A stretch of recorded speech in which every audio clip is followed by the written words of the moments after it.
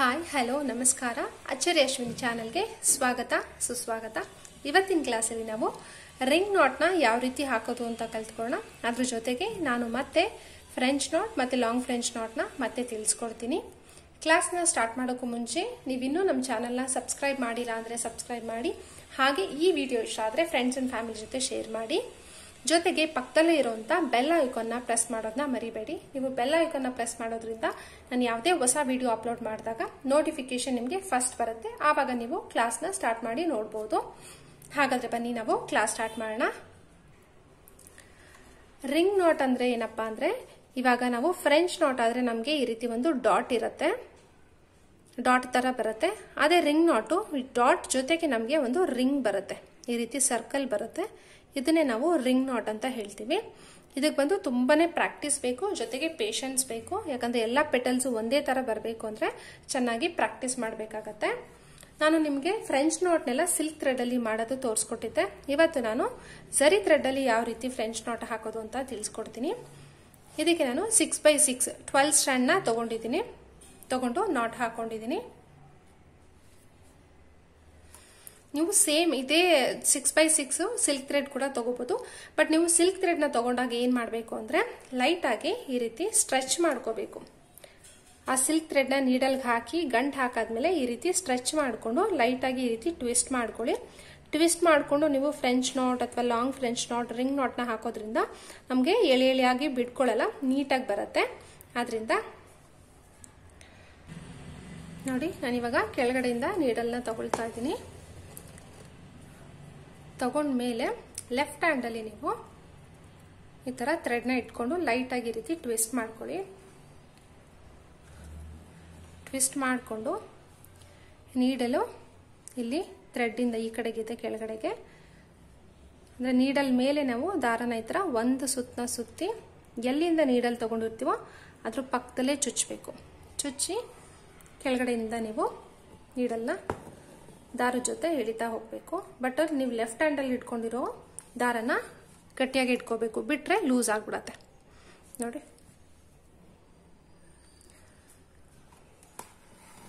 ಈಗ ನಾನು ಕೆಳಗಡೆಯಿಂದ ದಾರ ತಗೊಂಡಿದ್ದೀನಿ.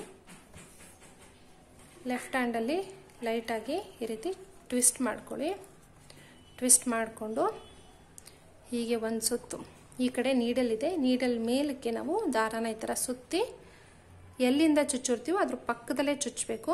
ಜೊತೆಗೆ ಲೆಫ್ಟ್ ಹ್ಯಾಂಡ್ ಅಲ್ಲಿ ದಾರನ ಟೈಟ್ ಆಗಿ ಇಟ್ಕೋಬೇಕು.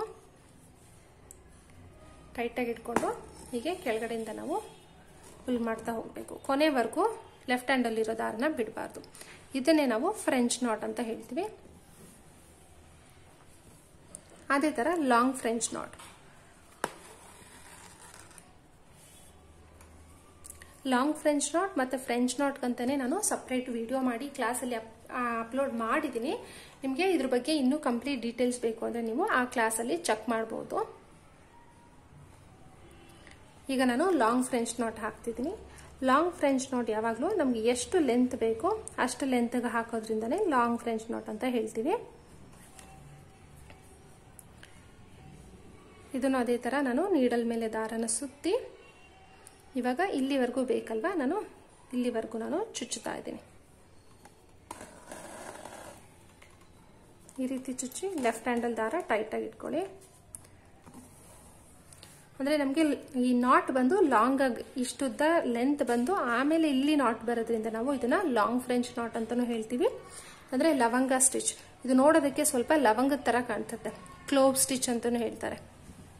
ಆದ್ರಿಂದನೇ ಇದನ್ನ ಲಾಂಗ್ ಫ್ರೆಂಚ್ ನಾಟ್ ಅಂತ ಹೇಳೋದು.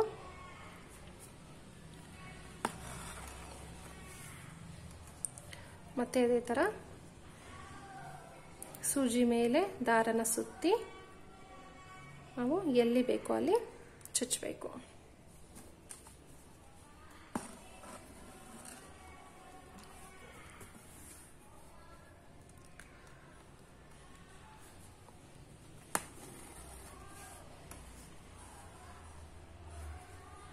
ಒಂದೇ ಒಂದು ಸುತ್ತಿ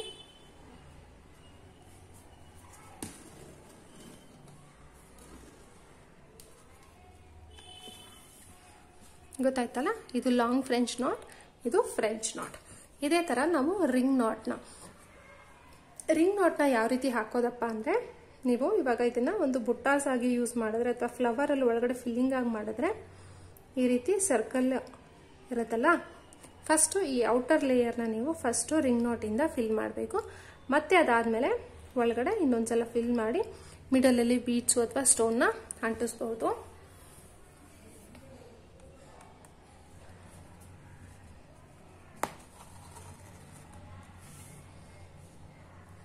ಪರ್ಟಿಕ್ಯುಲರ್ ಆಗಿ ನಾವು ರಿಂಗ್ ನಾಟ್ ನ ಹಾಕಬೇಕಾದ್ರೆ ಸಿಲ್ಕ್ ಥ್ರೆಡ್ ನ ಈ ತರ ಚೆನ್ನಾಗಿ ಸುತ್ಕೋಬೇಕು. ಈ ರೀತಿ ಸುತ್ಕೊಂಡಾಗ ನಮಗೆ ಎಳೆ ಎಳೆಯಾಗಿ ಬರಲ್ಲ. ನೋಡಿ, ಈ ತರ ನೀಟಾಗಿ ಸುತ್ಕೊಂಡ್ಬಿಟ್ರೆ ಆ ನಾಟು ರಿಂಗು ನೀಟಾಗಿ ಬರುತ್ತೆ. ಈಗ ಸುತ್ಕೊಂಡ್ಮೇಲೆ ಇದನ್ನ ನಾನು 2 ಸಲ ಸುತ್ಕೊಳ್ತಾ ಇದ್ದೀನಿ. ಫ್ರೆಂಚ್ ನಾಟ್ಗೆಲ್ಲ 1 ಸಲ ಅಷ್ಟೇ ಸುತ್ತಿದ್ದೆ. ಈ ರೀತಿ 2 ಸಲ ಸುತ್ತಿ ಅದ್ರ ಪಕ್ಕದಲ್ಲೇ ಚುಚ್ಚಬೇಕು.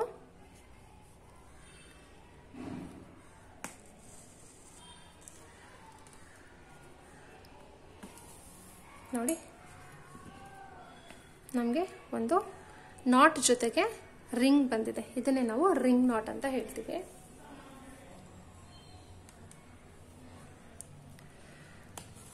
ಕೆಳಗಡೆಯಿಂದ ಸೂಜಿ ತೆಗೆದು ಇದನ್ನ ಲೈಟ್ ಆಗಿ ಈ ರೀತಿ ಟ್ವಿಸ್ಟ್ ಮಾಡ್ಕೊಳ್ಳಿ. ಟ್ವಿಸ್ಟ್ ಮಾಡಿಕೊಂಡು ಈ ತರ 2 ಸುತ್ತನ ಸುತ್ತಬೇಕು. ನೀವು ಇದನ್ನ 1 ಸುತ್ತಿ ಕೂಡ ಮಾಡಬಹುದು. ನೋಡಿ, ಈ ತರ 1 ಸುತ್ತಿದಾಗ ನಿಮಗೆ ರಿಂಗ್ ಸೈಜ್ ಎಷ್ಟು ಬೇಕು ಅಂತ ಇಲ್ಲೇ ನೀವು ಡಿಸೈಡ್ ಮಾಡ್ಕೋಬಹುದು. ಆಮೇಲೆ ಇಲ್ಲಿ ಲೆಫ್ಟ್ ಹ್ಯಾಂಡ್ ಅಲ್ಲಿ ಆ ದಾರ ಹಾಗೆ ಟೈಟಾಗಿ ಇಟ್ಕೋಬೇಕು.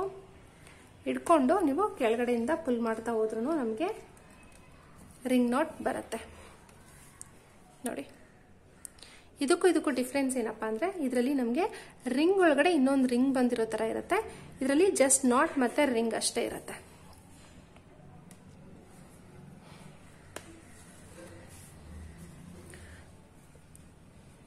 ಎರಡು ಸಲ ಸುತ್ತಿ ಅದ್ರ ಪಕ್ಕದಲ್ಲೇ ಚುಚ್ಚಿ, ಇದಕ್ಕೆ ನೀವು ಜಸ್ಟ್ ಲೆಫ್ಟ್ ಹ್ಯಾಂಡ್ ಅಲ್ಲಿ ದಾರನ ನಿಧಾನಕ್ಕೆ ಬಿಡ್ತಾ ಹೋದ್ರೆ ಸಾಕು, ನಾಟು ನೀಟಾಗಿ ಬರುತ್ತೆ. ಈ ತರ ನೋಡಿ, ನಮಗೆ ರಿಂಗ್ ಒಳಗಡೆ ರಿಂಗ್ ಬಂದಿರೋ ತರ ಇದೆ.